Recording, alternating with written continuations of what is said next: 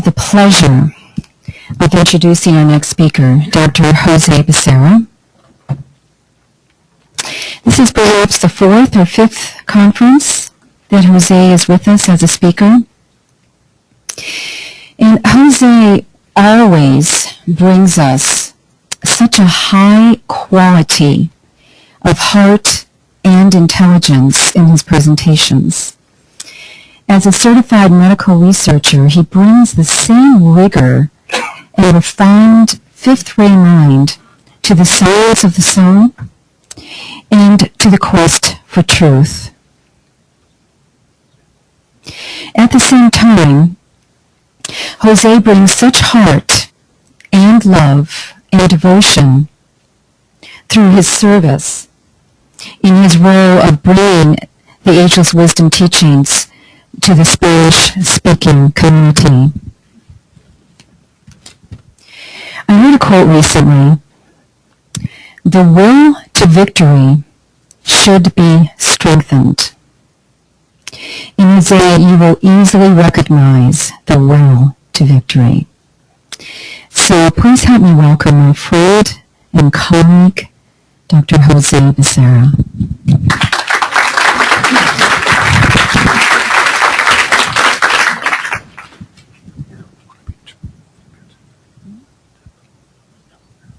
Thank you very much, Selena. Thank you for the invitation. I'm very glad to join you. I want to open my heart to all of you. I want to speak from my heart. I welcome you in my heart.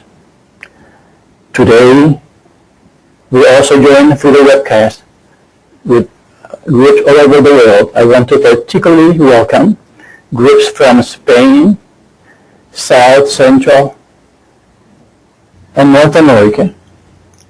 My talk is, I have a script, first of all because my native language is Spanish, not English. It's easy for me to follow. And you will be also better off by listening to my talk in English, reading it. That also gave me the opportunity to send this to my good friend in Mexico City, Luis Alejandro Hernandez, from La Piedra Angular Units of Service, and they have translated this talk. So as I speak here, they will be able to follow this in group formation in Mexico City. Muchas gracias, Luis. Bienvenidos. Buenos días. There is a plan of love and light that seeks to implement the purpose of life on earth. This plan is not to be imposed. It must be revealed, adapted and adopted by free will. Agni Yoga, the revelatory practice of the presence, enables the new group of world servers to intuitively sense the spiritual plan and adapt it to the needs of humanity. A key element of this plan has already been revealed by senior members of this group. That is the ongoing externalization of the spiritual hierarchy and the imminent reappearance of the Christ. In 2025, a major review and revision of the plan will be conducted by senior executives of the group. What is our part in this creative process? What have we accomplished to date? What can we intuitively sense for the future? There is a will, a purpose, and a plan. What is this plan? I will defer to the Tibetan master who expressed it in these words, and I quote, "The objectives can be stated as 4 in number. They simply indicate the 4 major goals which workers with the plan have set themselves. Let us state them succinctly. The first and primary aim is to establish through the medium of humanity an outpost of the consciousness of God in the solar system. Second, to found upon earth a powerhouse of such potency and a focal point of such energy that humanity as a whole can be a factor in the solar system, inducing an interstellar activity. Third, to develop a station of light through the medium of the fourth kingdom in nature, which will serve not only in the planet, and not only our particular solar system, but the seven systems of which ours is one. Fourth, to set up a magnetic center in the universe in which the human kingdom and the kingdom of souls, united and at one, will be the point of most intense power, and which will serve the developed lives within the radius of the radiance of the one about whom not may be said. The big picture itself. Indeed, this quote was from the section Rules for Inducing Soul Control in the book Esoteric Psychology, Volume 2. We are told that a sanitarian council was held in 1925 in Shambhala, the center where the will of God is known. The 1925 Centennial Conclave led to three results. First, the inflow of the force of will or power from Shambhala, the will to good. Second, a fresh inflow of the Christ principle of spiritual or true love. This inflow resulted in the immediate and rapid growth of all movements towards peace, world understanding, goodwill. Third, the stimulation of the principle of relationship, that is, right relations. The New Group of World Service was founded in 1925.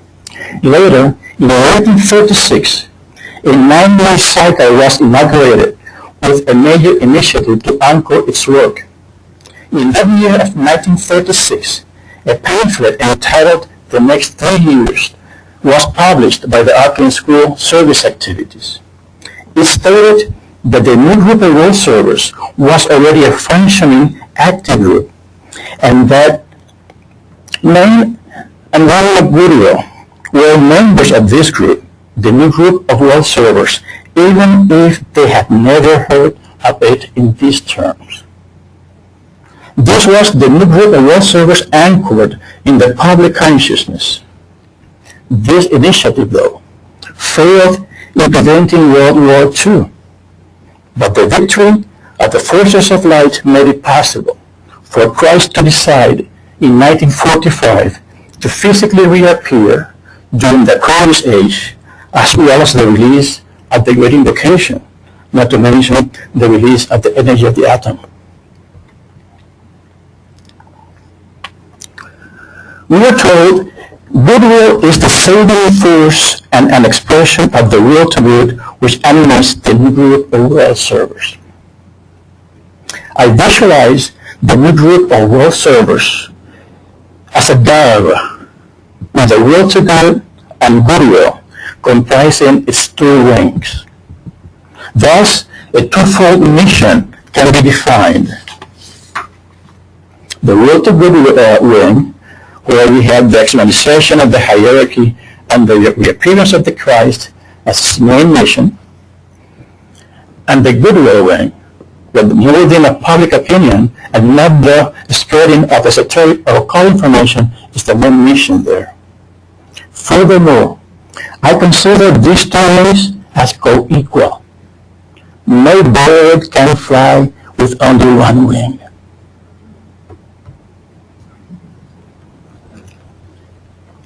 Before addressing the twofold mission of the New Group of World Servers in some more detail, I would like to share with you some recent group discussions regarding its cycles.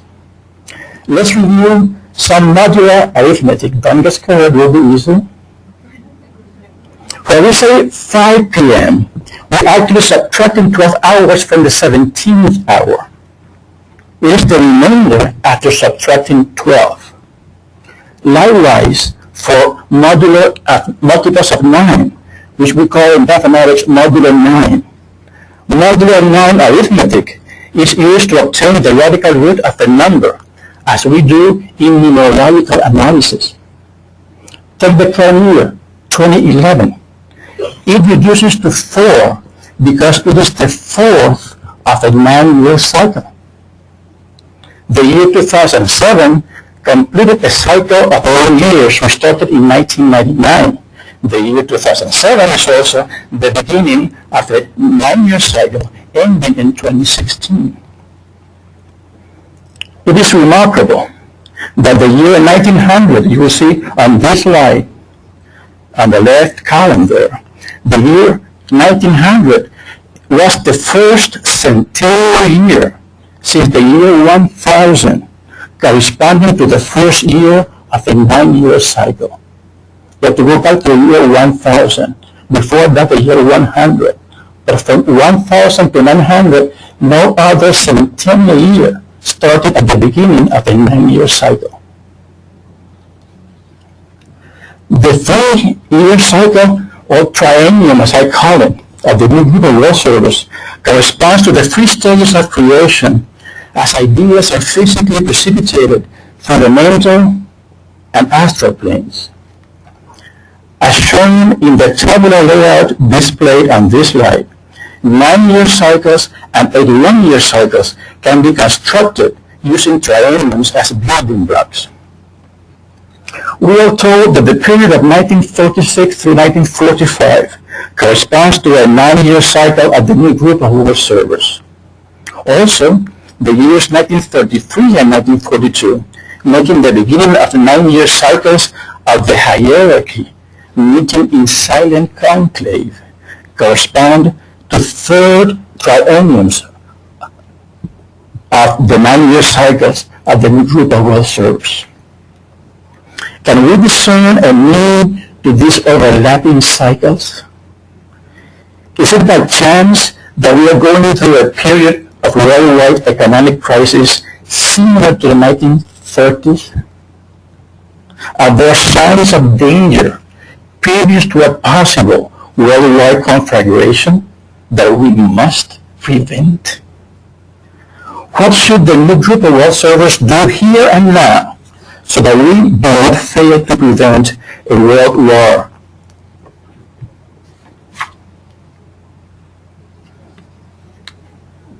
As we failed in 1936.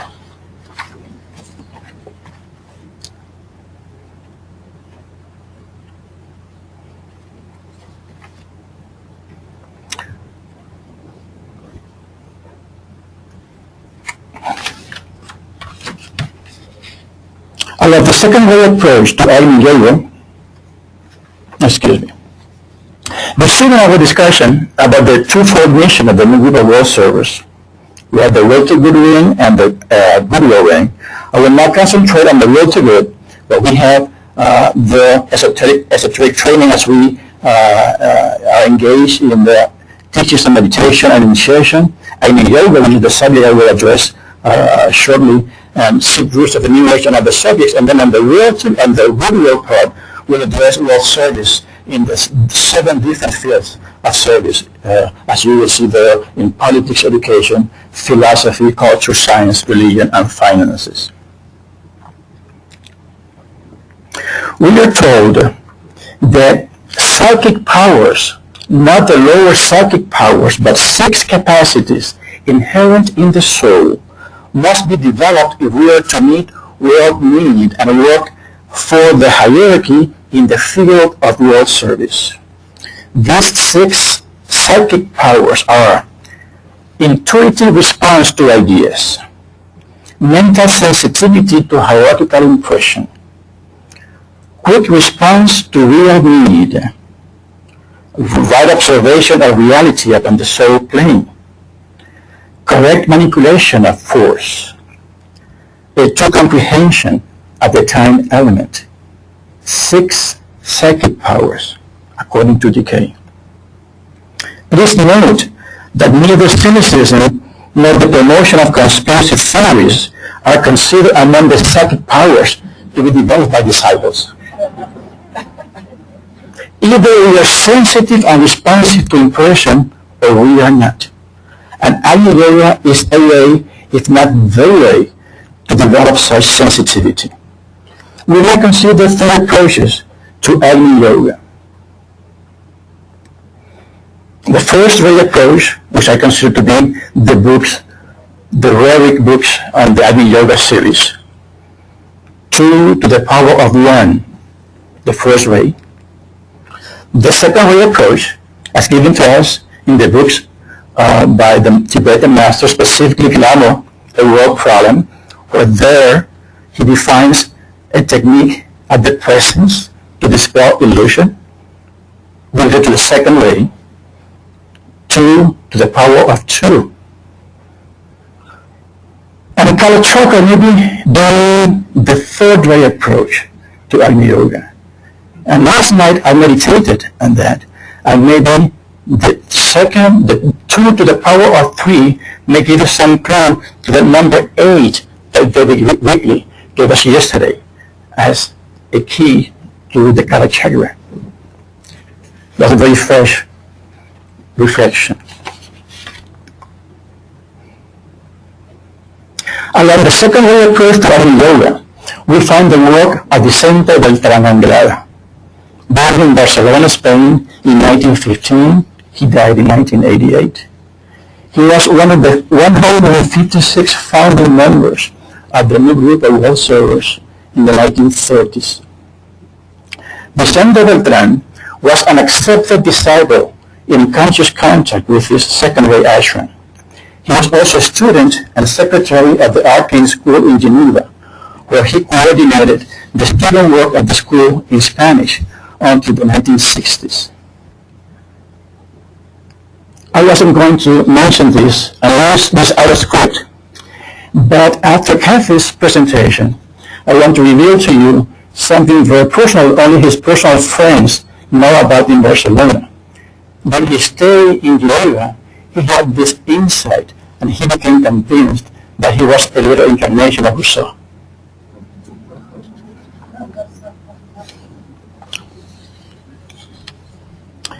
After leaving the Agni School, he devoted the rest of his life to fulfill his ashramic responsibilities. Among the books dictated by Alice Bailey, who founded, as we know, the Agni School, are 2 volumes on discipleship and the New Age, or the Daina books as we call them. These books contain the record of a series of personal and group instructions given to a small group of aspirants over a period of 15 years. Training and teaching hints and personal instructions are given to each of 31 disciples and applicants for discipleship. A major purpose of publishing these volumes was to show the inner work of a bona fide group affiliated with an ashram of the hierarchy. Through this group work, the inner dynamics of an ashram are presented from the point of view of the master providing the instruction as recorded by Alice Bailey. Much of the glamour created by the earlier philosophical presentation of the relationship between master and disciple is dissipated thereby. However, not much information, if any, has been published from the perspective of the disciple receiving such instruction in an ashram. The Dharma books do not say much about the direct telepathic communication between the master and his disciples. To fill in this niche, from the intimate perspective of an accepted disciple in an ashram, Vicente Beltrán Anglada wrote his first book in 1972 entitled The Hierarchy, the Solar Angels, and Humanity. The first of 11 books that he wrote. An introduction to Agni Yoga is among his books and the subject of my presentation today. I want to emphasize there is no intention in Vicente Beltrán Anglada's work to provide a new dispensation of hierarchical teachings or to update any previous one. Not at all. His main motivation was to inspire spiritual aspirants by documenting the real-life experience of an accepted disciple in preparation for initiation, in the midst of social and political turmoil of a civil war in Spain in 1936. He was jailed for that. And as a consequence, to 1975, he was not allowed to publish his books in Spain until after that. That's the reason that this first book was published in Argentina.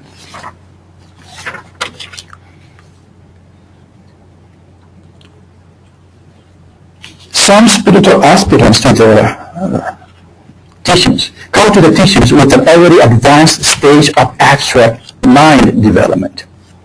They may not need to study the blue books to begin the development of the abstract mental bodies. They need a guide to unfold, note that I didn't say to develop, but to unfold the intuition as a part of a program on occult meditation. This is the approach of the Agni Yoga, the revelatory technique of the persons, may provide and explains part of the center of trance contribution to the one work.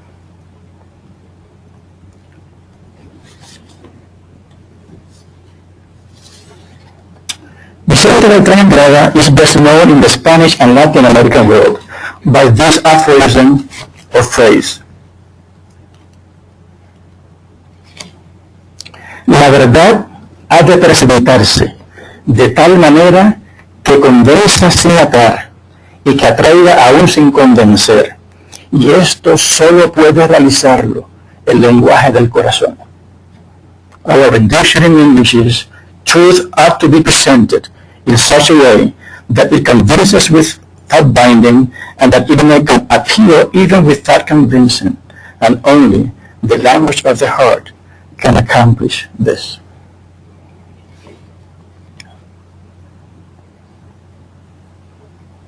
This is the website, the address where you can find all of Vicente's books, part of which I'm beginning to translate.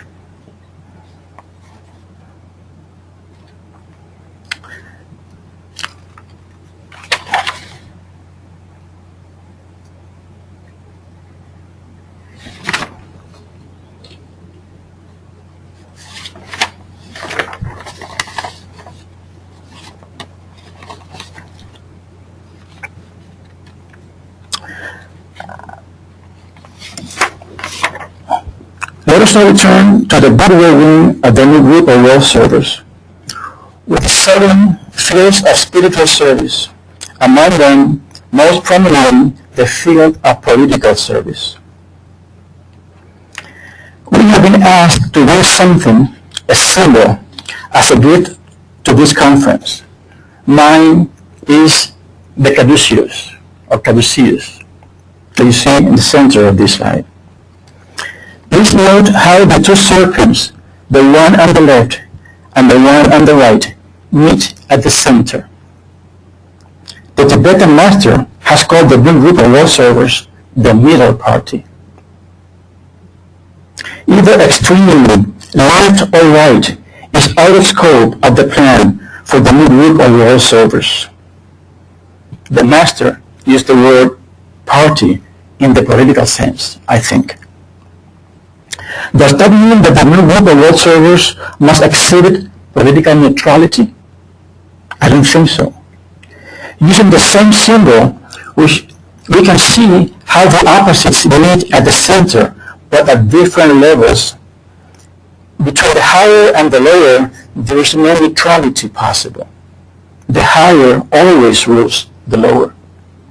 So, internationalism rules over nationalism.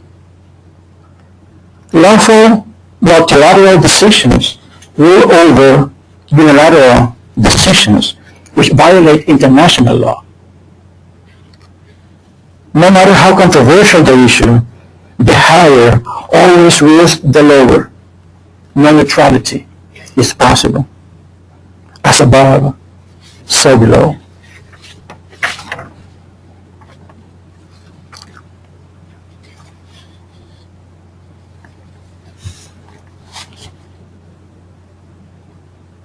I'm sorry, but I skipped one page in my script. So please forgive me. I want to go back to that one because it's very important for my talk. We're supposed to say here, it is my intention and my authorized task to introduce Vicente Beltran's original work to the English-speaking world by translating it in collaboration with fellow workers in Spain and in America. Thank you, Helena. For this purpose, I've launched a new series of communications named The Lights of My Ashram. This was the title of the section in the esoteric journal Conocimiento in Buenos Aires, Argentina. where Vicente first published his spiritual experiences as authorized, I want to emphasize, as authorized by his master and his group. He sought permission for this. I want to read an excerpt that I had recently translated in collaboration with others. It says, "The master always teaches on some defined subject, always related to the hierarchical plan and about specific ways to carry it out humbly in the midst of the circumstances that life has placed the disciple. One of the basic requirements to receive the teaching is an intense expectancy, produced each time the master speaks. Without realizing it, all the power of the disciple's attention is put at the disposal of his words. Questions are rare indeed, because the higher mind is used in this system of esoteric learning and spiritual training. When questions arise, these are always of general interest, and the master himself prompts us to formulate them." So that's the excerpt I want to read for you. "Profound attentiveness, serene expectancy, and correct adaptability or goal fitness comprise the practice of Agni Yoga, the three foundations for the practice of Agni Yoga. This final yoga of synthesis, the fourth yoga, the yoga of the heart, is the means to affirm the purpose and to intuitively sense the plan in order to restore love and light on earth. In that triad, we see three rays of aspect represented. The first ray of power relates to intention, attention, purpose, identification. This is the focus of the SIG group of trained observers and a key to the continuity of consciousness. The second ray of Lord wisdom relates to a quiet but positively active attitude of serenity, serene expectancy, active like the concept of positive harmlessness that Thursday touched upon yesterday, repeated so many times in DK's teachings. A serene expectancy facilitates intuitive telepathy and the revelation of the plan. The practice of the presence, or Agni Yoga, is a revelatory technique. It is a group revelation. The third way of creative intelligence is definitely related to the capacity to adapt to an environment, the goal fitness mentioned in the Vedic teachings. And now I think I'm free to go for the last part.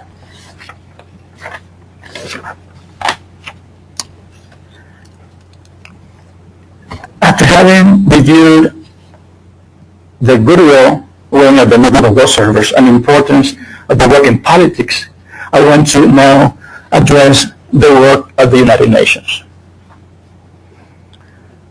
Let's consider how important is the institution of the United Nations in the political field of service. The UN is the best hope for world peace after World War II. Its imperfection is really a reflection of an imperfect humanity. Its need for reform is really a reflection of humanity's need to be transformed by new values. The concept of liberation of humanity by the UN was put forth by the Tibetan master in the book Esoteric Healing. At its inception, and I will quote now from a good friend of mine who summarized these thoughts in an article published in the Beacon in 2002, Aida Urso.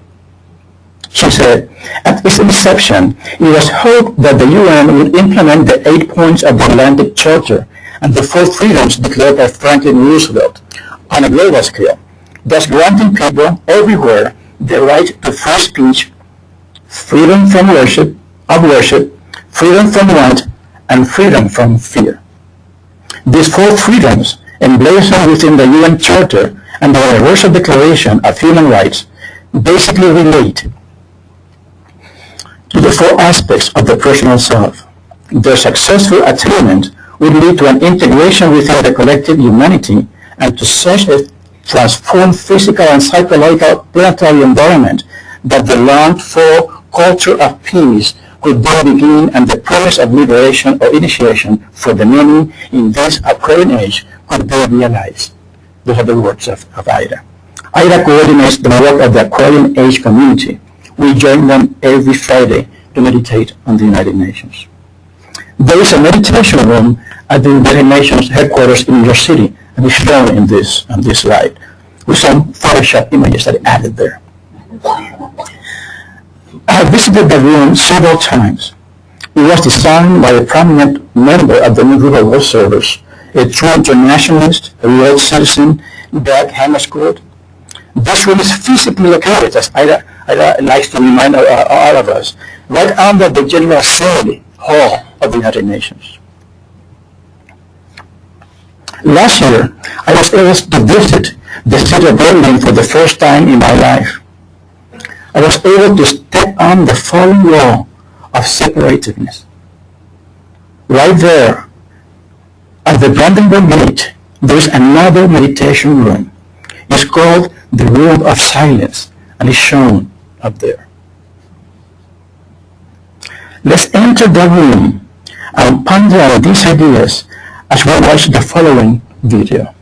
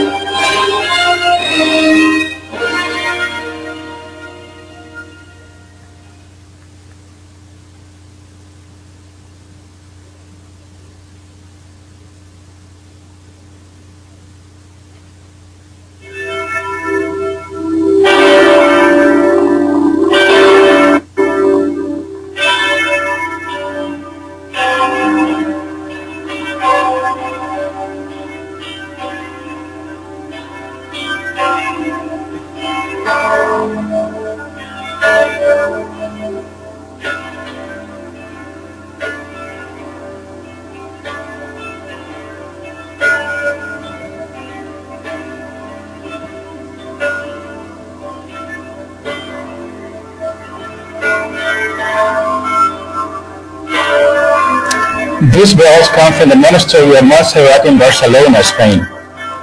The music is the Jupiter theme of the of Whole Suite the Planets.